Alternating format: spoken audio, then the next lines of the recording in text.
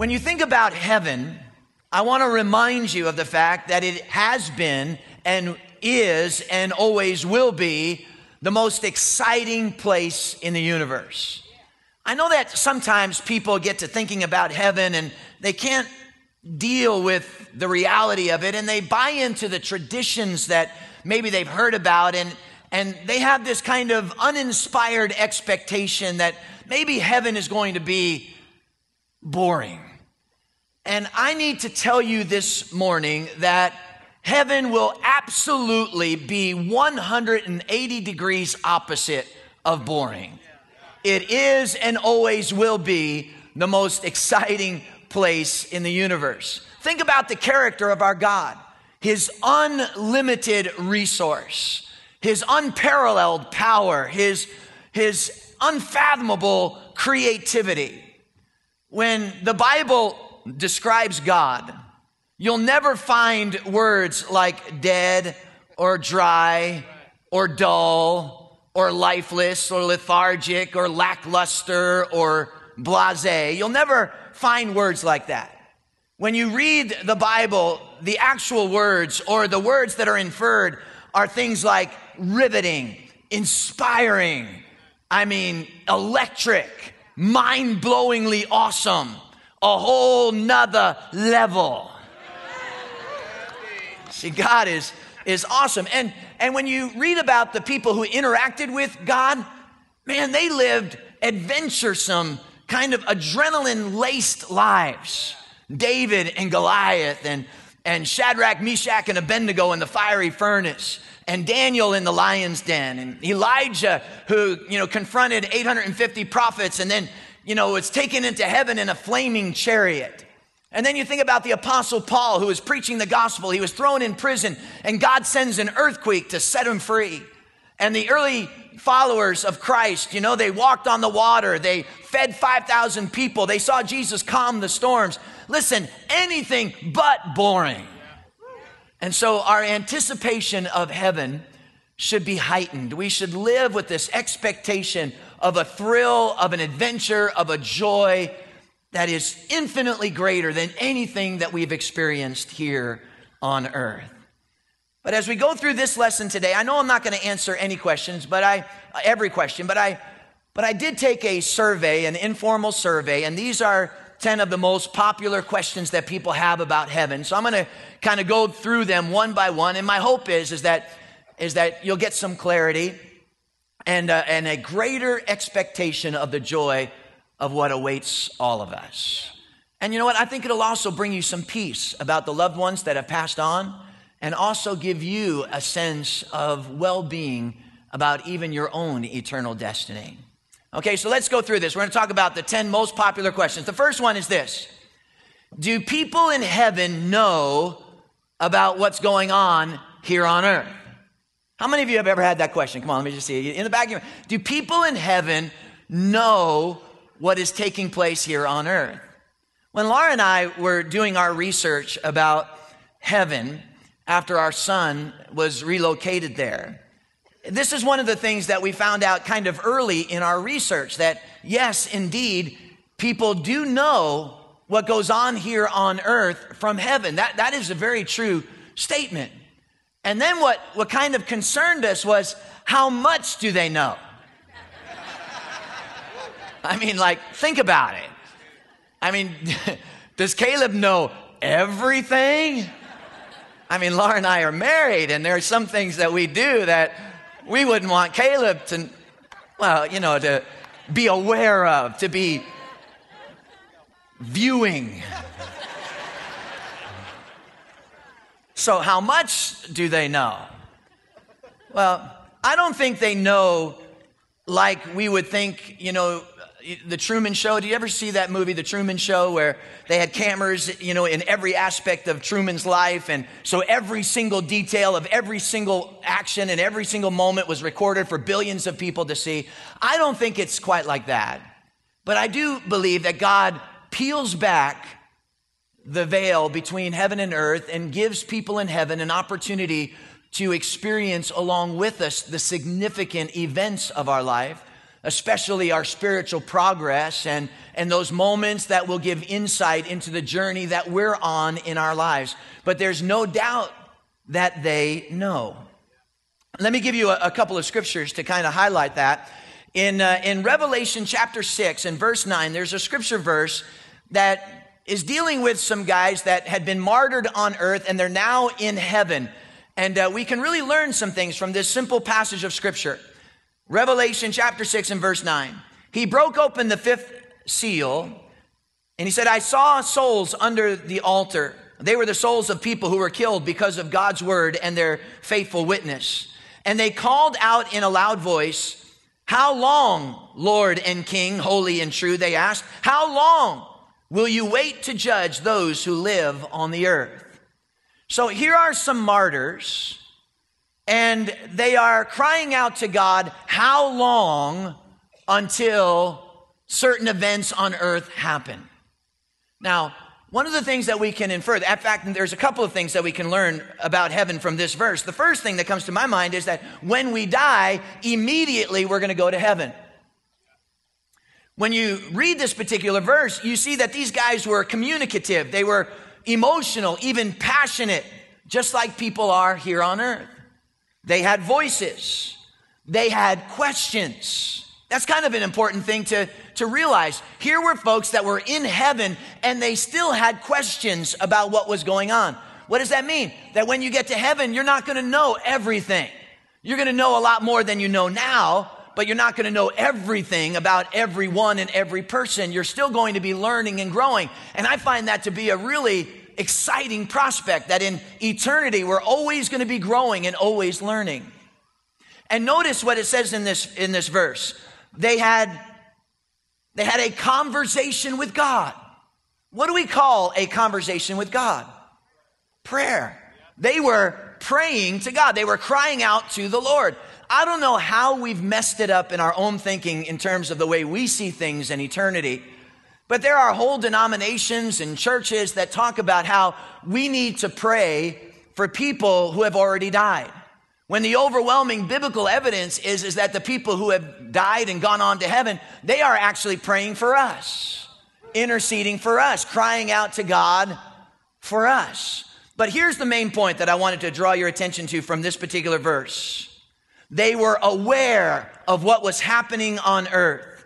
They were connected to their fellow servants and their brothers here. They knew that some stuff here on earth had not happened that they were expecting to happen. And that just tells you that they were aware. All right, question number 2. Will there be marriage and family in heaven? You know, Laura and I have had a conversation about this long before, our recent, journey. I mean, Laura was always wanting to know about this fact. And to be quite honest with you, it kind of troubled her. The idea that heaven really doesn't support the institution of marriage. Well, where do we get that? In Matthew chapter 22 and verse 30, Jesus said, in heaven, people will neither marry nor be given in marriage. So it's safe to assume that the institution of marriage is not going to be a part of the eternal journey we're on.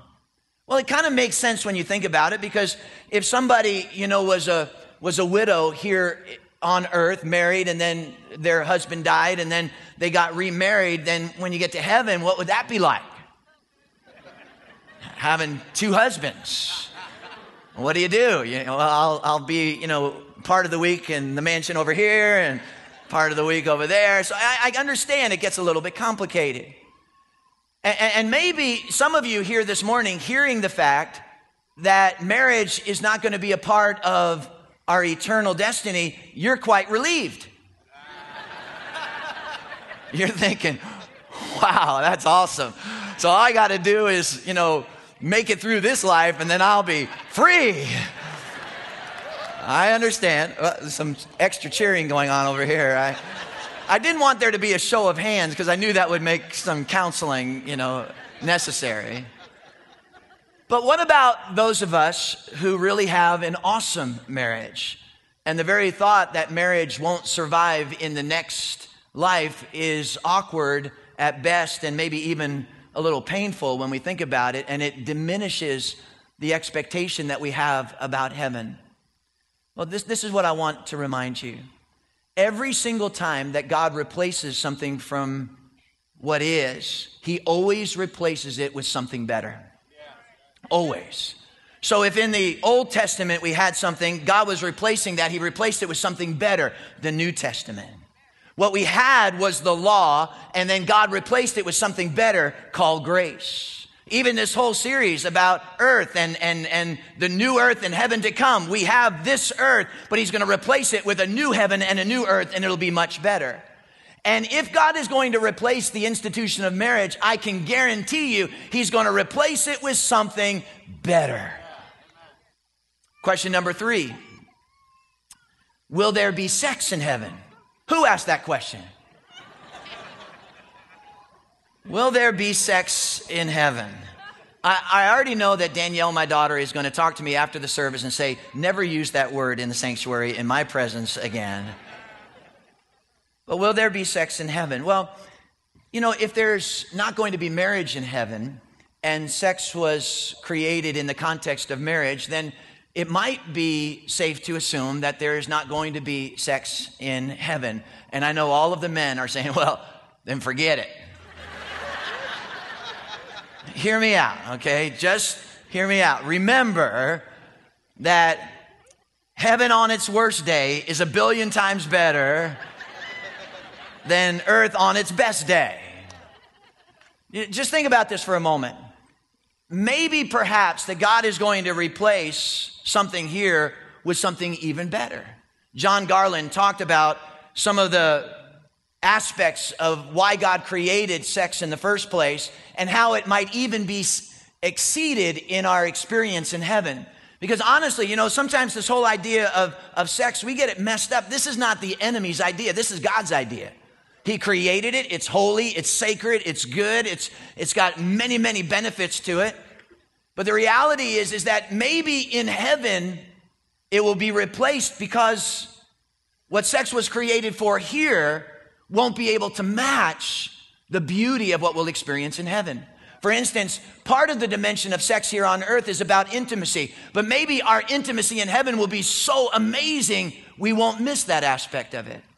Or think about this, sex was created in the context of marriage for procreation, but because in heaven nobody's going to die, there won't be that need for it.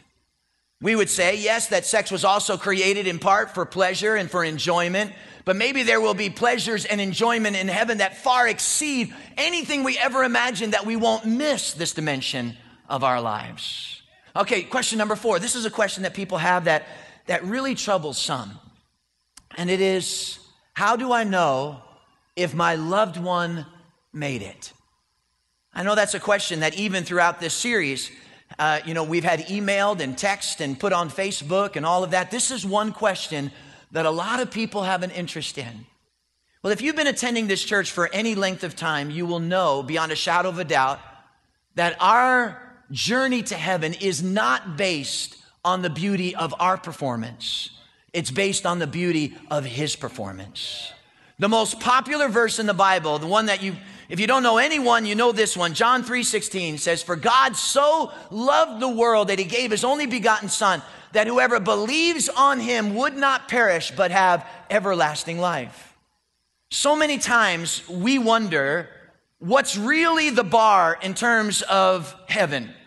And we think to ourselves, is it based on my behavior? Some of us, even who have been in church for a while, have been maybe seduced into thinking that our journey to heaven is based on how good we are. And if we happen to go to heaven on a good day, well, then that sure is the fact that I'm going to be in heaven. But if I go to heaven on a bad day, then I'm not sure I'm going to make it. But the Bible teaches that there is nothing good enough you can do to enjoy heaven, and there's nothing bad enough you can do to deserve hell. It all rests upon whether you have put your trust, your faith in the beauty of not what you do, but what God has done. It is by grace that we have been saved. It's not based on our works. I'm reminded of a thief that was hanging on a cross right next to Jesus. His whole life he was robbing and stealing and making life miserable for others. I'm sure his parents weren't very proud of him. But there at the very end of his life, he turned to Jesus and whispered and repented. And there in that moment, Jesus said, "Today you'll be with me in paradise." Maybe you're wondering about somebody that you wonder if they made that decision. Well, maybe you weren't there when they said what needed to be said, when they prayed what needed to be prayed. Maybe they exercised their faith in such a way that it just escaped your notice. Question number 5. Will there be different nationalities and languages? Revelation chapter 5 and verse 9 says, yes, people from every tribe and every tongue and every nation will join together in heaven. And the good news is that even though there'll be people from every tribe and every nation and every culture and every tongue, there will be no racism. And there will be no wars and no fighting and no sense of superiority among the cultures. We'll all be together as the family of God. In Ephesians chapter 2, it says, consequently, you are no longer foreigners and aliens, but fellow citizens with God's people and members of God's household. You might ask yourself, well, what language will we speak? English. I don't know. It says they all cried out in a loud voice in Revelation chapter 7. It implies a shared language. It says in Revelation chapter 5 that there'll be one kingdom, one world, one government. It implies a central identity. Some Bible researchers have speculated that in heaven, God is going to reverse the curse of what took place at the Tower of Babel, and that we will all share maybe in one language. Maybe we'll all have our own language like English or Spanish or French or whatever. And then we'll have also a heavenly language that we'll be able to communicate across cultures. But what I find fascinating about heaven is that all the cultures will be represented. And that's a good thing, isn't it? Yeah. I mean, you go out on Friday night, and how many of you like Mexican food? Come on. But then you don't want Mexican food all the time. Why? Because you'll be fat. You want Italian food, and you want Chinese food. You want variety. And maybe we'll learn more about God because all of the cultures will be seeing God from their perspective and will be enriched, enhanced by all the cultures in heaven. Come on, let's give God praise for that. Question number 6. What will our society be like? I believe with all of my heart that our society will be very similar to daily life on earth, only infinitely more fun and fulfilling. Everything good and pleasant and true and noble and pure and right and adventuresome and healthy, multiplied billion times over, with none of the bad or the negative or the harmful or the painful. Question number 7. Will there be animals and pets in heaven?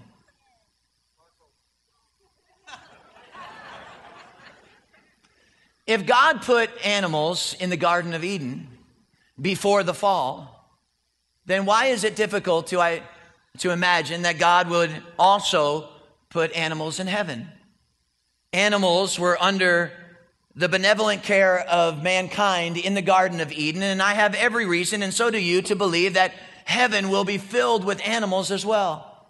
In Isaiah chapter 65 and chapter 66 and Isaiah chapter 11, it says that the lion and the lamb will lay down together. I love this verse out of the Message Bible in Romans chapter 8. It says the created world itself can hardly wait for what's coming next. Everything in creation is being more or less held back.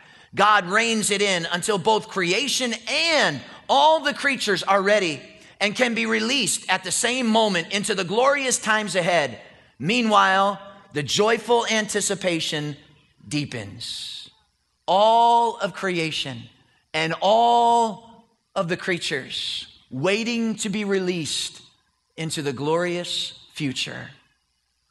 And I know that there's going to be animals in heaven, but what about our pets? You know what? To be honest, I never cared much.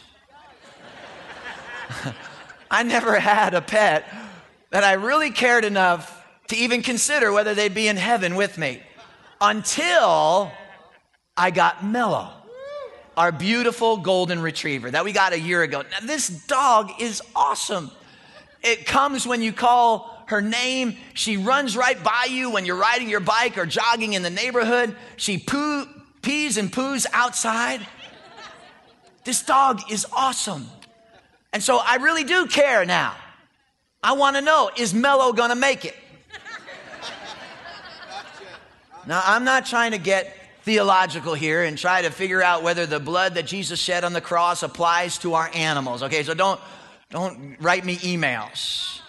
I'm just thinking that the God who loves us so much would make heaven perfect for each and every one of us. And if that would include a family pet, I think it's within his power to make that happen. All right, question number 8. Will we work and engage in productive labor? Well, I just want you to know that your purpose does not end with this life. Sometimes we think, okay, we've got a purpose here, and then when we get to heaven, and part of the fact that we don't imagine how great heaven will be is we think this is where we live out our purpose, and then heaven is where we kind of sit on a cloud with a harp for the rest of eternity. But the truth is that your purpose does not end with this life.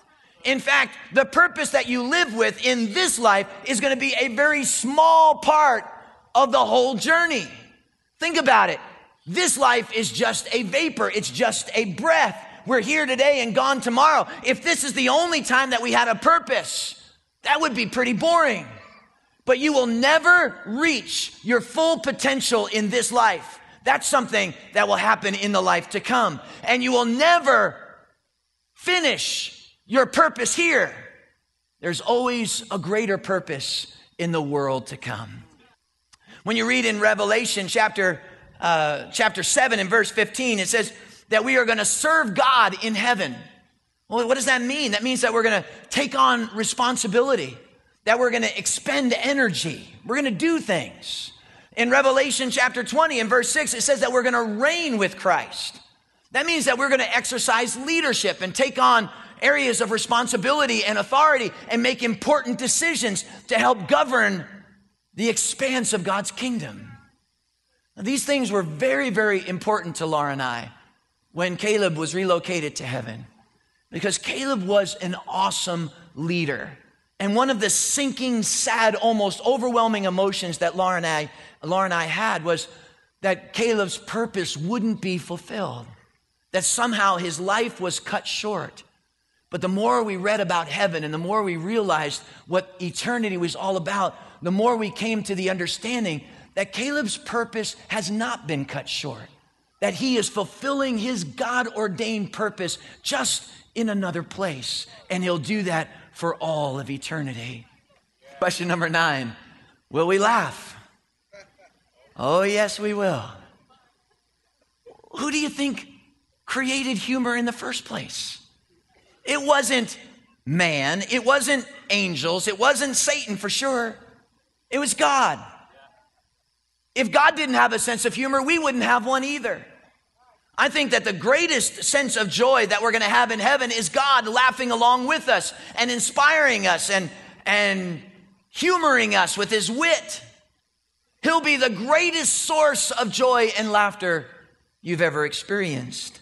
In Luke chapter 6 and verse 21 and verse 23, blessed are you who weep now, for you will laugh. Rejoice in that day and leap for joy, because great is your reward in heaven.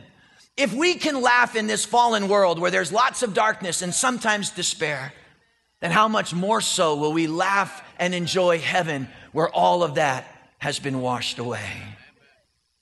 And then my last question, question number 10. Will there be music and arts and entertainment and sports? Well, we will sing and make music. In Psalm 104, it says, I will sing to the Lord all of my life. Eternal life, I will sing to the Lord. It's really the most consistent view that we have of heaven is the music. We hear about it, we read about it, that in Revelation there will be billions and billions of voices raised in magnificent harmony to God, and we'll all cry out and sing, holy, holy, holy, and worthy is the Lamb. Revelation says there's musical instruments in heaven, so there's absolutely no doubt that there will be music. What about movies? What about plays? What about musicals and things like that? Well, listen, we have every reason to expect that there'll be lots of dramas and lots of creativity and entertainment. Listen, the God who created the universe is the star in a story, the director in a story.